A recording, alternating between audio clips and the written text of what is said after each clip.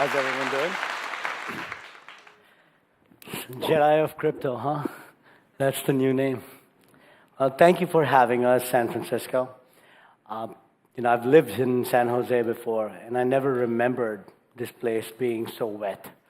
So this is an interesting turn of events, and it's been cold, but it's awesome as always. Let me give a little bit of a background on myself first. So I was born and brought up in the Middle East, in Oman to be specific. My father is a doctor to the King of Oman.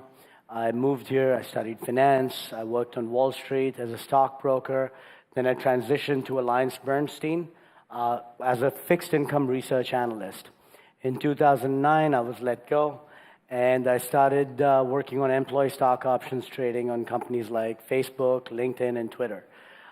Did about 1.5 billion in Facebook transactions, 50 million in Twitter, and 10 million in LinkedIn.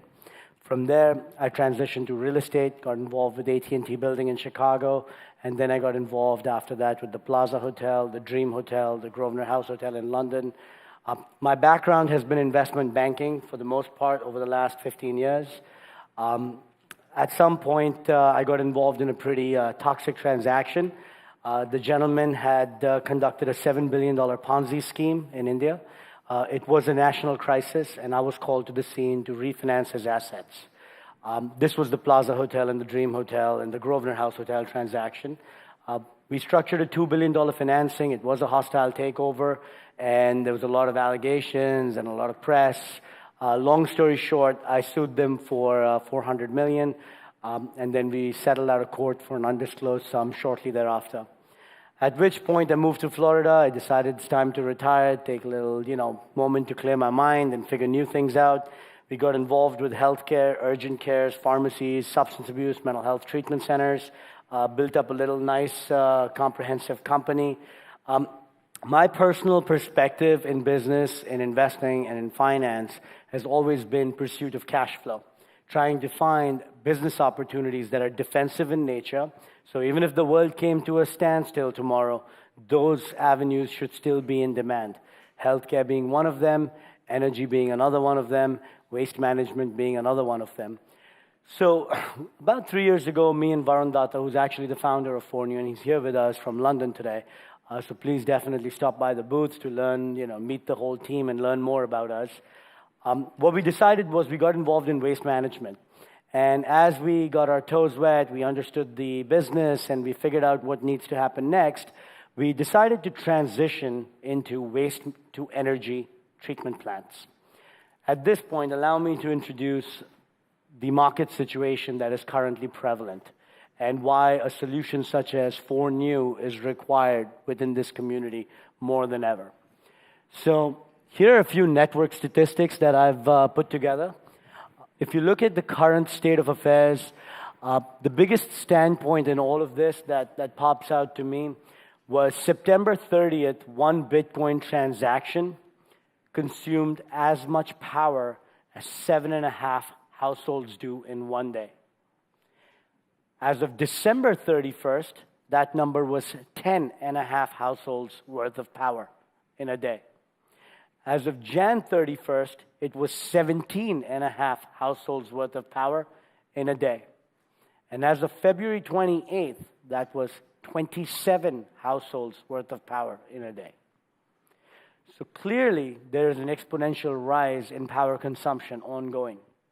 And this is proven by data from nonprofit research academics. You'll find sources right on top. Digiconomist, please track that index. It shows you what's currently going on with global adoption coming on board. And Bitcoin and Ethereum, all these networks are beginning to consume a lot of electricity to process all those block confirmations. Here's two charts that I've put together, or at least Digiconomist has put together. You'll see Bitcoin energy consumption spiking up, and this is all over the last year. You'll see the same thing happening with Ethereum. So long story short, we're basically sucking up all of the power that is already on a shortfall. If you looked at the global standard today, we have a 40% energy gap already. That means the toasters, the lights, the fridges, all those things require power, and we're already at a short 40% global deficit. Add to that crypto, you could pretty much open up a black hole, for lack of a better word, within the next few years. So with that said, I'll introduce you to our solution. Phonu is the world's first eco-friendly, tangible blockchain ecosystem powered by a waste-to-energy power plant. That's a mouthful, and I'm going to simplify it. We basically have a power plant that takes in waste, it processes it through an internal combustion chamber, the gases that are produced then rise up in a pressure chamber, turning turbines, which then generates electricity. This electricity is then applicable either towards the national grid or any other project that we want to apply it towards, and it's our own energy. There's a lot of players out there at the moment with energy related business ideas and some very powerful names that have done really well. The key difference between them and us is we are producers of electricity. All of them are exchanges that are aiming to bring producers of electricity onto their platforms. So we're the source of the power, for lack of a better word. Moreover, when we do waste collections, we also generate revenues from that. And that's what runs the entire power plant at break even and actually marginal profit. So in essence, the power that we produce is not only free energy, it's actually got a negative cost to energy. So with Bitcoin and Ethereum and crypto mining, what we started to see was this severe need to produce our own power. And sometime around September of last year, we decided, why not take all this electricity that we will be producing and put it to the blockchain? And so with this was born the Phonu ecosystem. Not only are we producing the power, we are now officially also consuming the power instead of selling it to the national grid. And with that was born the on-site mining farm. And with this on-site mining farm, we started to do the math. Our first power plant goes live in June of 2018. That's in 3 months, guys.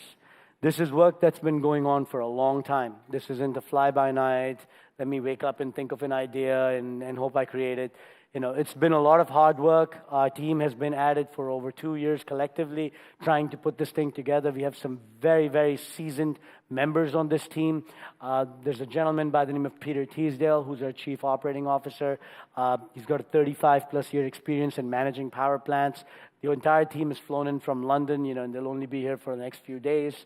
So long story short, we created this ecosystem. We said, fine, so here we are, producing the power. By the way, that's a graphic for you guys to enjoy, which shows you the entire waste-to-energy process. Please note, gases are not being released in the environment. So it's not a case of like open-air flames or anything like that. It's all contained within chambers. I also have a little bit of information, which if you go to our white paper, you will learn more about the plant technology and the specifications associated with it in regards to revenue generation, number of operational hours, and all that good stuff. This is the most important slide I felt in regards to emissions levels, because we're all very environmental friendly, and as California says it, keep it clean and beautiful. So if you look at the allowed European Union limits, our plant actually measures severely lower on all of those scales, making it extremely environmental friendly as well, with literally a very minimal impact in terms of carbon footprint. Why blockchain? Once we created the production and the consumption concept, what our view, and by the way, this is like the norm, right? If you have a power plant somewhere, in order to take that power and move it somewhere, you need power lines. And therefore, electricity is not very scalable. Historically, and it's currently, it's an intangible commodity. And you can't just take electricity that's being produced, let's say in California, and ship it to somebody in Florida. So when we started to assess the blockchain, really what we thought we could possibly do very elegantly, which has never been done before, is tokenize electricity. And we can do this because we produce the electricity. It's not someone else's product we are playing with, it's our own product. So what we did was we launched a Kwatt coin. Kwatt is standing for kilowatts of power. Each Kwatt coin is embodied with 1 kilowatt of electricity, which is our output on an annual basis. This is an ERC20 token that operates on the Ethereum platform. In essence, what we have done is converted the blockchain into a power line, for lack of a better word. And all we are doing is taking these kilowatts and moving it back and forth, making electricity scalable, not just for consumption and mining purposes, but also globally. So for example, if there was a miner in New York who was holding KWatt coins, and he said, okay, Saransh, you've got these KWatt coins, you've got the electricity to back it up, how do I get access to it? We would then take his share of the electricity, sell it to the national grid in UK, which would generate a fiat currency payment in favor to the token holder, which would then be remitted over to him, and that token holder can then subsidize his cost of electricity wherever he is.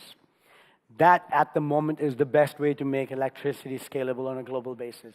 But more importantly, folks with KWatt coins will also be able to apply it towards the mining farm. So as we process transactions through this mining capacity that we have, the crypto transaction fees that are generated, an allocation of them are utilized towards electricity bill payments. So in essence, you, the person who's holding the token, has become the utility provider. The power is literally in your hands. And from that, you're the power company, you're the electric bill receiver. And anyone who is using the power has to pay his electricity bill to you. Having said that, the tokenomics, to give you a little breakdown on our supply, we decided to launch 300 million ERC20 tokens. The reason we went with the number 300 million, because that's our projected output capacity on an annual basis in terms of kilowatts. So each year, with 40 megawatts as projected power output capacity within the next 12 to 18 months, 300 million kilowatts per year is what we produce. Tokens that are not sold in this ICO will be burnt. Let's presume 300 million is brought down to 150 million tokens. Just because the tokens have been burnt, the output is still there. The energy is still there. So the coin then becomes a 2 kilowatt coin in that instance, embodied with 2 kilowatts of electricity. This will give you a slide allocation distribution. Please check the white paper. Just to break it down, our future allocation of revenue, any revenue generated on the mining side, will experience 35% towards future plant productions, an additional 35% towards mining equipment, 10% towards 20% towards bill payments, and 10% towards overhead for salaries and payroll. Here's our roadmap. We're going live in June. We'll have additional plants projected for 2019. But for right now, we have 2 sites with 5 megawatts of power at each site. The container, which will house the mining equipment, is being assembled in Naples, Florida, and should be homebound to London within the next 45 to 60 days. The questions, this may not be the best forum for that. Please stop by the booth, and we'd be more than happy to entertain them. I do want to highlight a couple of other aspects to this. We, through our Gordium Healthcare affiliate, we have found ways to also accept the KWatt coin as tender towards healthcare services, maybe telemedicine, urgent care. In addition to that, we also have a money transfer services company that is very keen to utilize the KWatt coin in regards to global money transfer services. This was really conducted from an eye towards creating fungibility. Now that's a complex word, but just to explain what fungibility is, it's the key attribute to currency. When you look at cash, cash is fungible. You can use it for just about anything. You can buy wheat, you can buy barley, you can buy anything with it. So to have a successful currency, it has to be fungible. Bitcoin is fungible, Ethereum is fungible, and there are other currencies that are similarly fungible. So in effort to articulate that essence, healthcare services, money transfer services, and we are obviously widening the slew of options that holders of tokens have. So it's not just about mining and electricity, but more than that as well. Finally, we have a contest ongoing, so please stop by to participate. It's a 10,000 kilowatt contest. We also have at the moment a Lamborghini raffle or a Lamborghini rally from London to Ibiza. where one participant will have an all expenses paid, be part of this rally and enjoy it as well.